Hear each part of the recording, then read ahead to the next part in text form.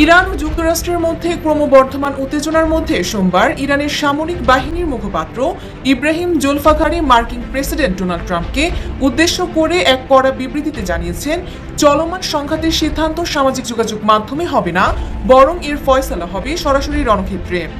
انهدام پهپاد هرمس رژیم غاصب صهیونیستی ইরানি সামরিক কর্মকর্তাদের কণ্ঠে এখন যুদ্ধের আক্রমণাত্মক সুর।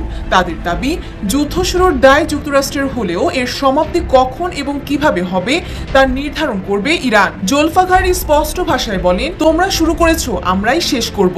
আল জাজিরা জানায়, এই কড়া বার্তা মূলত আঞ্চলিক প্রতিবেশী দেশগুলোর উদ্দেশ্যে দেওয়া হয়েছে, যাতে তারা ইরানের সার্বভৌমত্ব রক্ষার দৃঢ় সংকল্প বুঝতে পারে।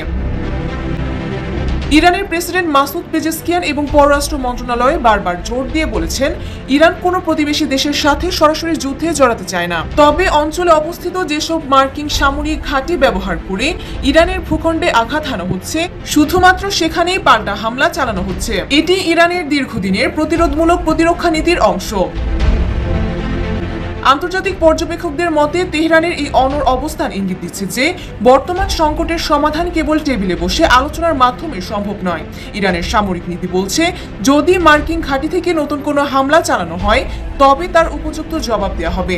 এই সংঘাতের গতি প্রকৃতি এখন অনেকটাই নির্ভর করছে রণক্ষেত্রের পরিস্থিতির উপর।